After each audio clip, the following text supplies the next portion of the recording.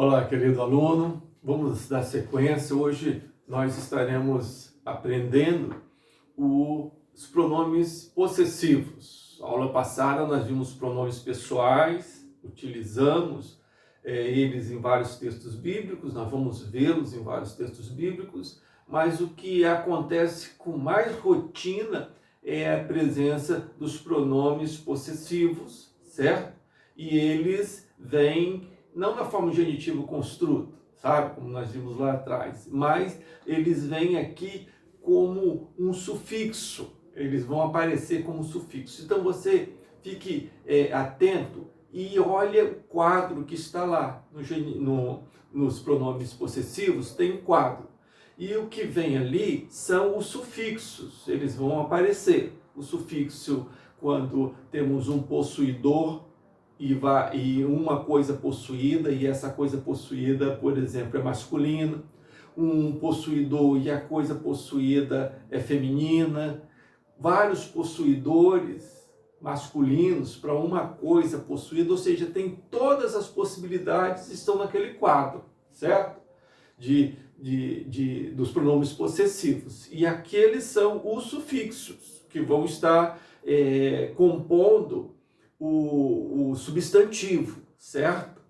Mas o que é importante entender a visão e o modo de pensar judaico, porque difere muito do que nós conhecemos, certo?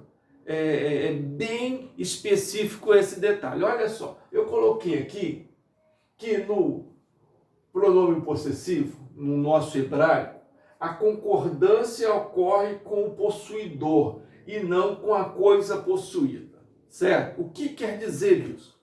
Olha só, eu tenho aqui o quê? Uma caneta. Se eu quero dizer que essa caneta é minha, eu falo no português como minha caneta. Minha caneta. Por que minha? Porque caneta é feminino, singular.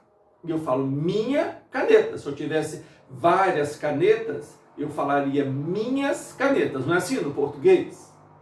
Se eu tenho um lápis e esse lápis é seu ou é meu, eu falaria seu lápis, o meu lápis. Eu uso o meu, certo? Ou o seu no masculino, porque o objeto é masculino. Minha, porque o objeto é feminino. No hebraico, não. A concordância acontece com o possuidor. Então, fica mais ou menos assim. Se um judeu vai construir a frase da caneta que pertence a ele, ele utiliza a expressão meu caneta. Por que meu caneta? Porque ele é masculino e a concordância se dá com o possuidor e não com a coisa possuída. Está entendendo? Então ele falaria meu caneta, meu lápis. Um homem sempre vai utilizar no pronome possessivo o masculino, porque ele está no masculino. Meu caneta, meu cavalo, meu égua, meu mulher, né? Meu mulher, meu casa, certo? Porque a concordância se dá com o possuidor. Agora, se tivéssemos uma mulher utilizando o pronome, querendo trazer, ela falaria minha caneta e minha lápis. Essa é minha lápis. Essa é minha cavalo, é minha marido, minha filho, e assim vai. Então, a diferenciação, o aspecto diferente da língua é essa, é que o pronome possessivo, a concordância ocorre com o possuidor e não com a coisa possuída. É por isso que às vezes nós vemos alguns judeus que têm essa dificuldade na hora de fazer essa mudança para a nossa língua, certo? Então ele costuma dizer, é meu Sara, é meu mulher, certo? Porque é tão comum para ele que o possuidor que rege, ele que rege a concordância, e é bem diferente do nosso caso, que a concordância se dá com a coisa possuída e não com o possuidor, certo? Muda um bocado. E o quadro lá está todo ele, sabe, dando todas as possibilidades. E, é claro, os exercícios também, beleza? Olha lá, vamos continuar então. Agora, na questão dos pronomes, já vimos os pronomes possessivos. Anteriormente nós tínhamos visto os pronomes pessoais, certo? E agora os pronomes demonstrativos, certo? Tentei reproduzir aqui como está no seu material lá, tá bom?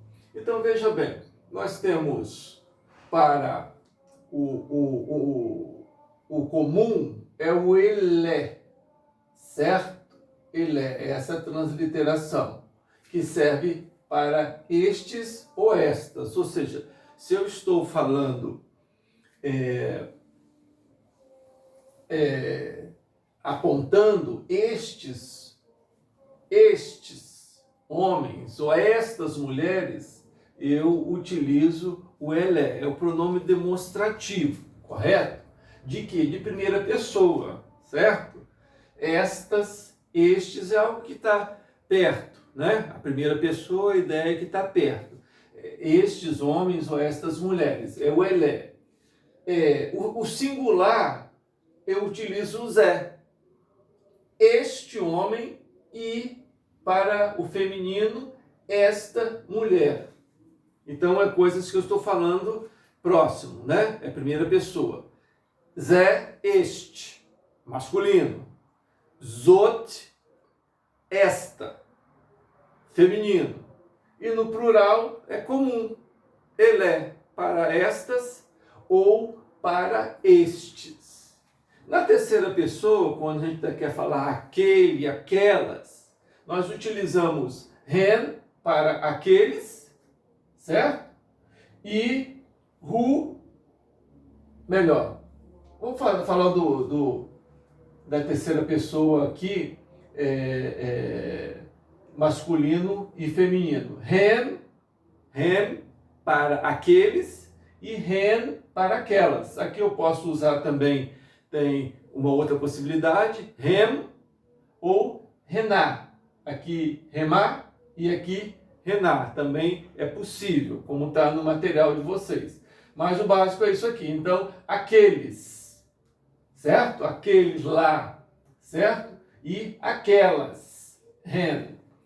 No singular, aquele e ri, aquelas. Talvez vocês já estejam pensando em fazer a seguinte pergunta. Poxa, isso aqui é bem parecido com o pronome pessoal.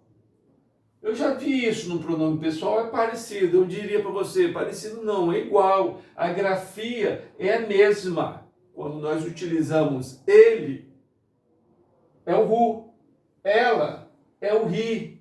Eles é o rem. E elas é o ren. É a mesma coisa. E aí, a pergunta, poxa, se aparecer, eu vou utilizar aqui o ru, eu vou utilizar ele ou vou utilizar aquele?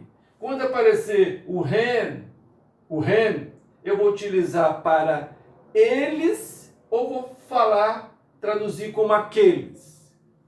O contexto é que vai dizer, certo? É o contexto que vai fazer a diferenciação.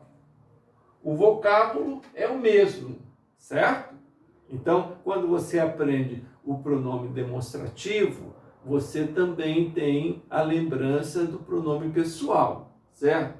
E muitos desses pronomes, eles vão reaparecer, ressurgir de uma forma modificada, sintetizada, ou mesmo resquício, certo? Dos pronomes, quando estivermos vendo os verbos, eles vão aparecer como sufixo, sabe?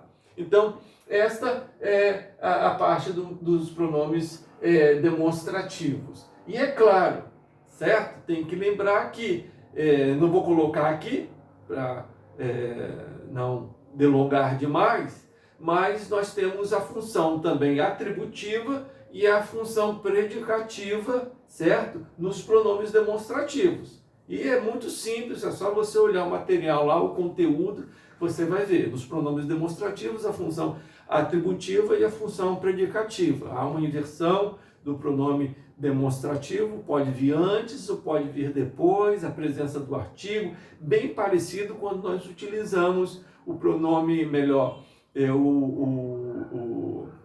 a função atributiva, predicativa, nos adjetivos lá, tá? Então, é isso aí.